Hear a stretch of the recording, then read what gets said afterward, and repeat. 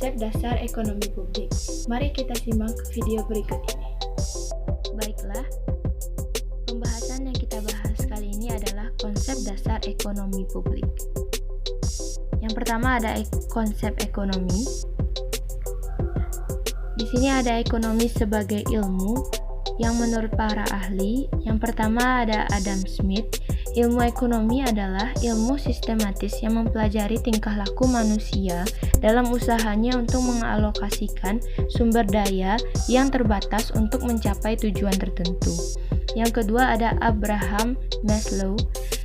Menurut Abraham, ilmu ekonomi adalah salah satu bidang pengkajian di mana ilmu ini mencoba untuk menyelesaikan masalah atas keperluan manusia melalui berbagai sumber ekonomi yang sudah ada berdasarkan kepada teori dan prinsip tertentu dalam suatu sistem ekonomi yang sudah dianggap efektif atau efisien.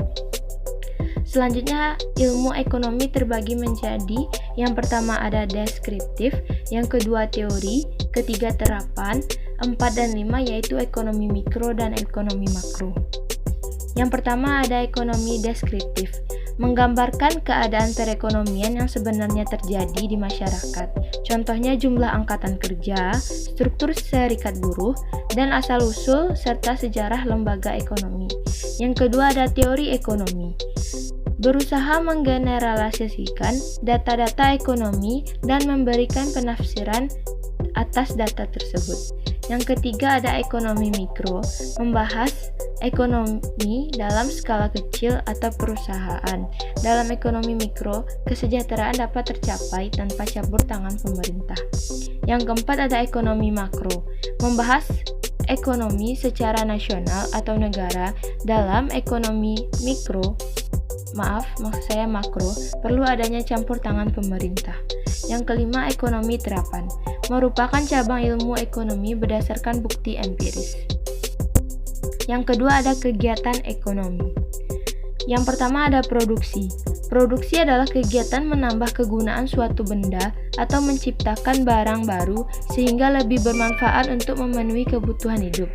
Yang kegiatan menambah manfaat barang produksi dibedakan menjadi dua, yaitu barang dalam artian barang modal dan barang konsumsi.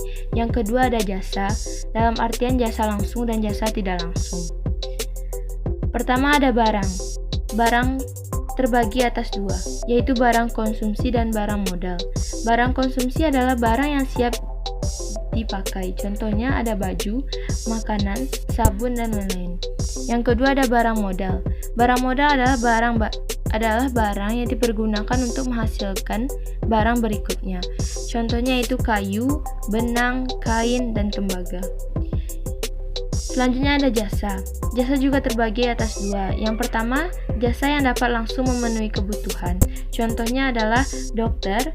Yang kedua adalah ojek online. Yang ketiga, seperti menonton sebuah pertunjukan. Yang kedua ada jasa yang tidak langsung memenuhi kebutuhan. Contohnya jasa pengiriman barang dan bank. Selanjutnya ada distribusi. Distribusi adalah penyaluran atau penyampaian barang dan jasa dari produsen ke konsumen. Proses penyaluran distribusi dapat dibagi menjadi dua kelompok, yaitu distribusi langsung adalah proses penyaluran barang dan jasa langsung dari produsen ke konsumen. Yang kedua adalah distribusi tidak langsung, adalah proses penyaluran barang dan jasa dari produsen ke konsumen dengan perantara. Selanjutnya ada konsumsi. Konsumsi adalah suatu kegiatan yang bertujuan mengurangi dan menghabiskan daya guna suatu benda, baik berupa barang maupun jasa, untuk memenuhi kebutuhan dan kepuasan secara langsung.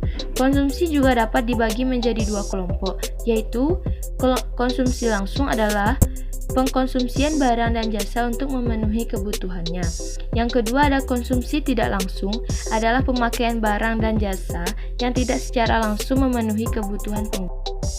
Selanjutnya, ekonomi juga terbagi menjadi dua, yaitu ekonomi dua sektor dan ekonomi tiga sektor. Pertama, ekonomi dua sektor yaitu perekonomian yang terdiri dari sektor perusahaan dan sektor rumah tangga. Dalam perekonomian tidak terdapat pajak dan pengeluaran pemerintah.